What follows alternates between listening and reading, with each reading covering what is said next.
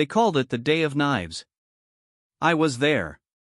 I remember the hum of the bridge beneath my boots, the holographic tactical displays flickering with red and green symbols, human ships and Sirac warships fighting side by side against the Korath Armada. We'd been allies for 15 years. Blood brothers, we thought. But in war, trust is just another weapon. The Sirac fleet changed course mid-battle. At first, we thought it was a maneuver to flank the Korath. Then their guns turned. In an instant, their emerald plasma tore into our cruisers. Thousands of human lives snuffed out before anyone could process the betrayal. My ship took 2 direct hits, one to the aft shields, one to the habitat ring. Half my crew died screaming in the vacuum. By the end of the day, the Korath had fled, the Sirac had claimed the sector, and humanity was bleeding out. We retreated to Sol, dragging the shattered remnants of our fleet. Earth's colonies burned in the outer systems, abandoned to raiders. The Sirac didn't pursue. They didn't need to. They had taken what they wanted: our forward supply lines, our mineral worlds, and our pride. Some said we should accept it. That rebuilding was all that mattered. But I knew better. We could not coexist with betrayal. It took decades. We rebuilt quietly, while the Sirac turned their eyes elsewhere. On the surface, our ships were slow, outdated, underfunded. But in the shadows, deep in the shipyards of Titan and the cavernous bays beneath Mars, we forged something new, something terrible. The Erebus-class warships. They were more than battleships, they were predators. Black hulls, cloaked drives, weapons so advanced the Sirac wouldn't even know they were under attack until they were already burning. I was 72 when the High Command gave the order. My hair had turned white, my bones ached in the cold, but my mind was sharp and my hate sharper. They put me in command of Resolute, the first of the fleet to cross the border. We didn't announce our arrival. Our first target was the Sirac world of Valus Prime, a jewel of their empire. We struck from orbit, disabling defense grids in minutes. Troop carriers descended in the smoke, and our Marines marched through their cities with the precision of a surgeon's knife. We didn't slaughter civilians, that was not our way, but we took everything. Their shipyards were dismantled and shipped to Mars. Their databanks stripped of centuries of technology. Even their cultural relics were packed into sealed containers. Every trophy was a reminder: we are taking back more than you stole. From Valus Prime, we spread outward. System by system, we broke their grip. The Sirac fleets were strong, but they were scattered, unprepared for the precision of our campaign. We hit their supply depots before their warships. We took their fuel refineries, their food convoys, their communications hubs. A fleet without supply is a corpse waiting to fall. The Sirac called us ghosts. They said our ships came from nowhere, struck with inhuman accuracy, and vanished before reinforcements arrived. It wasn't inhuman, it was the work of generations, forged in the fire they had lit themselves. By the 3rd year of the campaign, we had them cornered. Their trade collapsed, their border worlds in human hands. The once proud Sirac ambassadors came crawling to the negotiation table. They offered peace. They offered concessions. They even offered reparations. But I remembered the Day of Knives. I remembered the sound of my crew's screams before the vacuum took them. I told them there would be no peace. Not yet. The push to their home system was brutal. The Sirac fought like cornered beasts, throwing every warship they had into the fray. We lost ships, good ships, with crews I trained myself. But for every Terran hull that burned, 3 Sirac vessels joined it. The final battle took place over Syracuse, their capital world. Their defense grid was formidable, but our fleet had grown into a hammer too heavy to stop. We smashed through their orbital stations, swept aside their last line of dreadnoughts, and surrounded the planet. I stood on the bridge of Resolute, watching their world spin below me. Green seas, silver spires, and golden plains. Beautiful, in its way. But beauty is no shield against history. I gave the order to land. We didn't burn Syracuse. No, we gutted it. Piece by piece, building by building, we dismantled the heart of their empire. Their council chambers became our occupation headquarters. Their great academies now teach Terran history. Their museums stand empty, their treasures secured in vaults on Luna. Some called it cruelty. I called it justice. The Serac had betrayed their oath, slaughtered our people, stolen our worlds. Now we were taking not only their possessions but their future. The Serac will never rise again. On the day the last Serac banner was lowered, I walked through the throne hall of their High Council. The air was heavy, the walls lined with carvings of their conquests. I stopped before the central mural. It showed the Day of Knives, their ships turning against ours. Without a word, I ordered it torn down. One of my officers asked me if it was over. If the vengeance that had consumed us for decades was finally complete. I told him the truth. Vengeance is never complete. But justice is enough. We left Serakis under occupation. The Serac still live, but they will live under Terran rule, their names forgotten in the halls of power. Children born in their cities will grow up speaking our language, learning our history. Their betrayal will be remembered only by us and only as a lesson. Never trust an oath given in war. Because when the war is over, the knives come out. And sometimes, it takes a lifetime to return the cut. The war should have been over. We had the Korath cornered, their fleets scattered, their worlds burning. One more push and the galaxy would have been ours to rebuild. But that's when the Vrath Confederacy, our closest allies, showed their true colors. They didn't just walk away from the war. They cut our throats on the way out. It started with the collapse of our supply lines. Convoys vanished without a trace. Fuel depots exploded in accidents. Our encrypted communications somehow ended up in enemy hands. When the Korath counterattacked, they didn't strike at random, they struck exactly where our defenses were weakest. We later learned the truth. The Vrath had signed a secret treaty with the Korath, trading our defeat for their survival. They sabotaged us from the inside, making sure we fell first so they could pick through the bones of our empire. I was there when Earth's flagships limped back into Sol. I remember the silence on the docks. No cheering crowds, no victory speeches.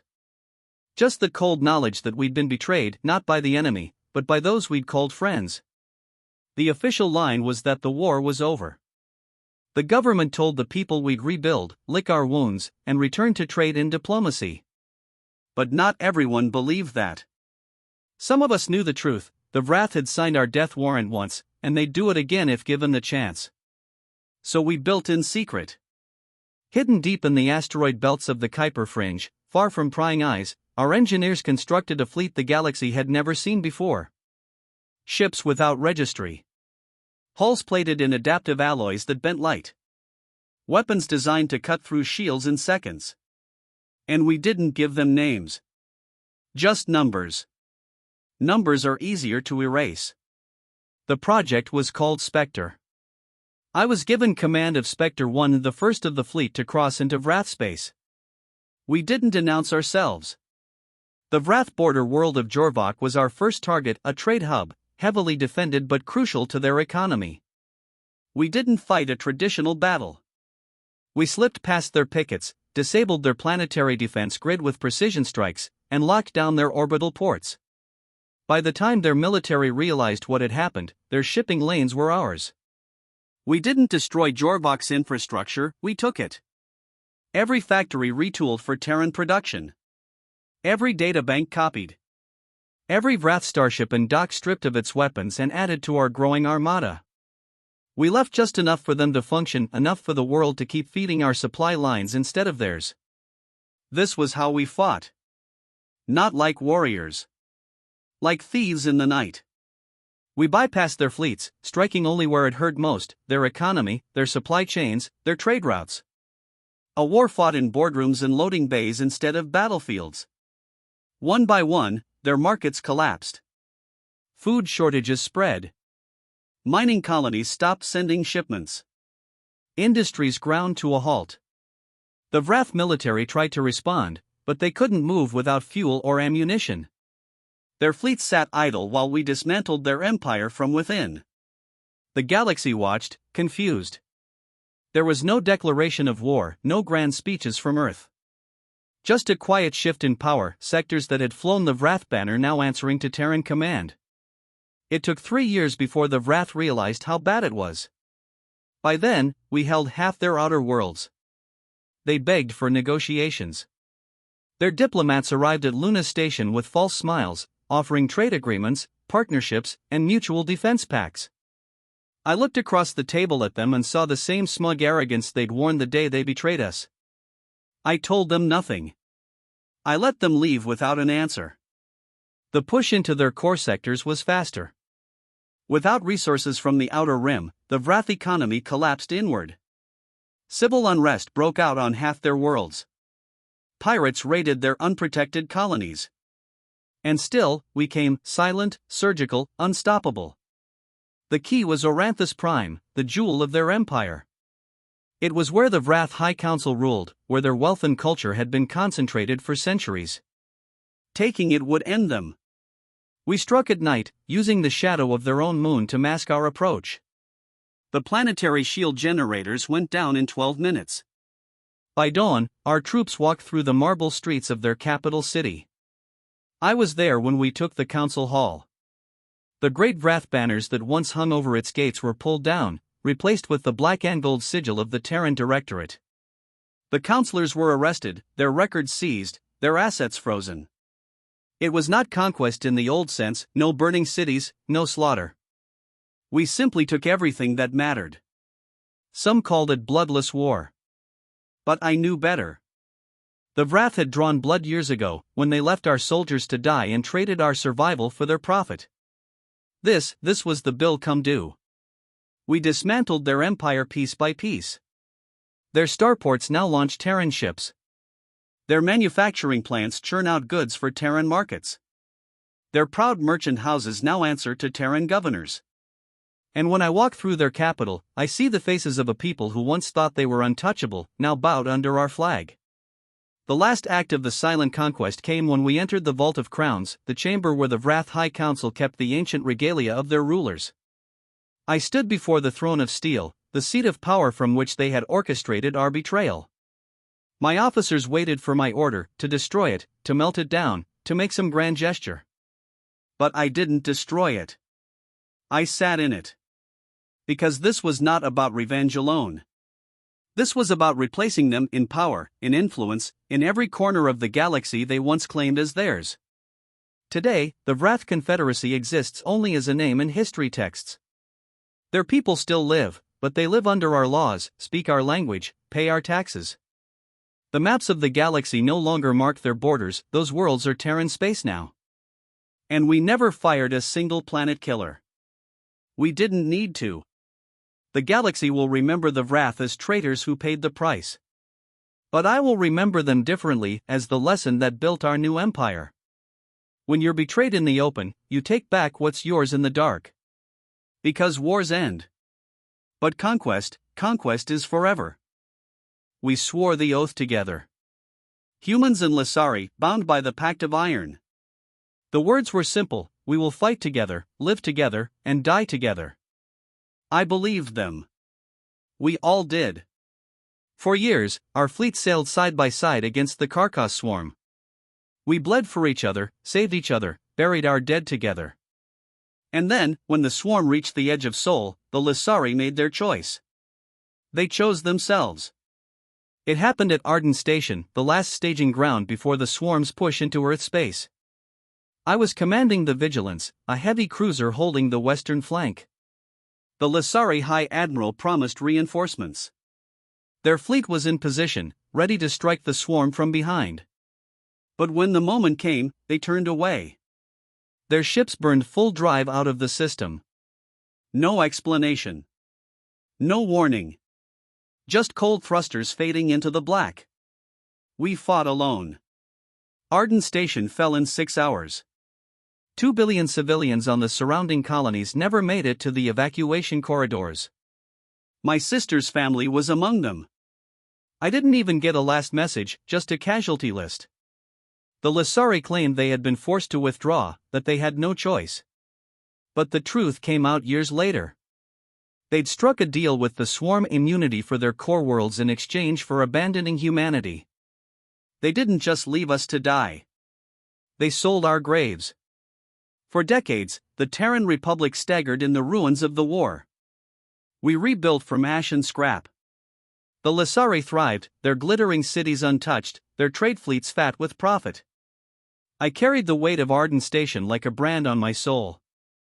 When I rose through the ranks, I carried it into every command meeting, every budget proposal, every war game. By the time I was promoted to Supreme Commander of the Terran Dominion, I had one goal, and I didn't bother to hide it from my advisors. We were going to take everything from the Lysari. It began quietly. No speeches, no declarations. We moved fleets into training zones on the Lysari border. We forged alliances with their rivals. We bought their debt in secret. And, most importantly, we rebuilt our navy, not just bigger, but smarter. The Vigilance II was my flagship, a ghost in the dark, carrying the most advanced rail batteries in human history. Every ship in the Dominion's fleet had been tuned for one purpose: to take the Lysari apart, one world at a time. Our first strike was on Vela Prime, a jewel in the Lysari crown.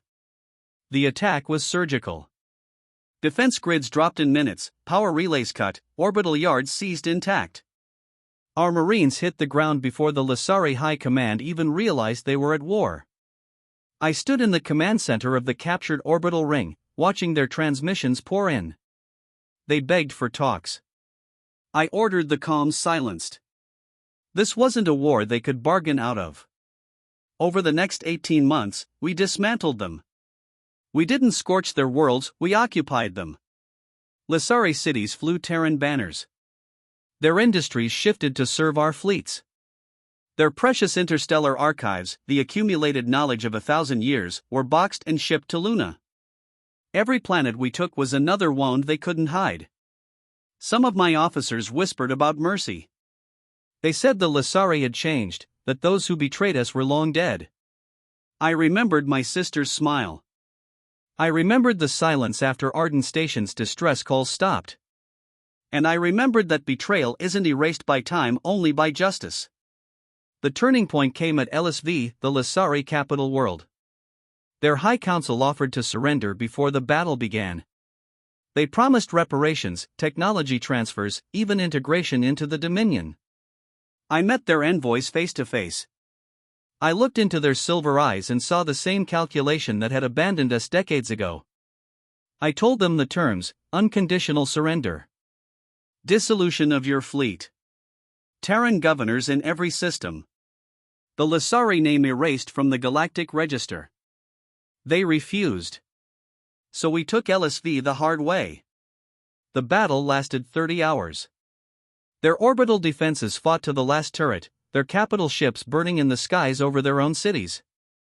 On the ground, our troops fought block by block through marble plazas and crystal towers. When it was over, the Lysari High Council chambers were silent. I walked the length of the Grand Hall, the same hall where they had once toasted our alliance, and ordered their banners burned in the courtyard. The victory celebrations back on Earth were thunderous. But I didn't attend them. I stayed in orbit over LSV, watching the occupation begin. I told my staff that this wasn't about revenge anymore, this was about ensuring they could never do to anyone else what they did to us. But deep down, I knew it was both. In the months that followed, the Lysari home system became the center of the Dominion's expansion. Their shipyards built our vessels. Their universities trained our officers.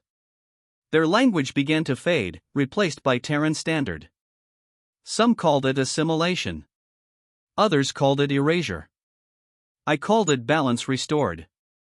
One evening, I visited a Lysari memorial in the capital, a wall of names etched in obsidian, honoring those they had lost in the war against the swarm.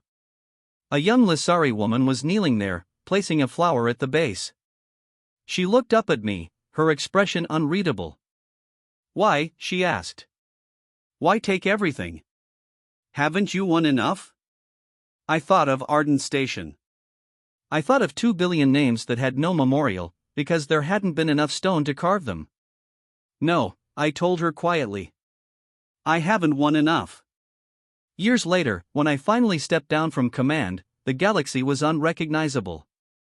The Lasari were no longer a people of starfleets and trade routes, they were a client race, bound to the Dominion in every way that mattered. They still exist. But they exist on our terms. The historians will write about strategy, about the brilliant maneuvers, the flawless logistics. But they won't understand the real reason we won. We didn't fight for territory. We fought for memory. Because some betrayals don't fade. Some fires burn forever. And if you live long enough, you can make sure the ones who lit them choke on the smoke.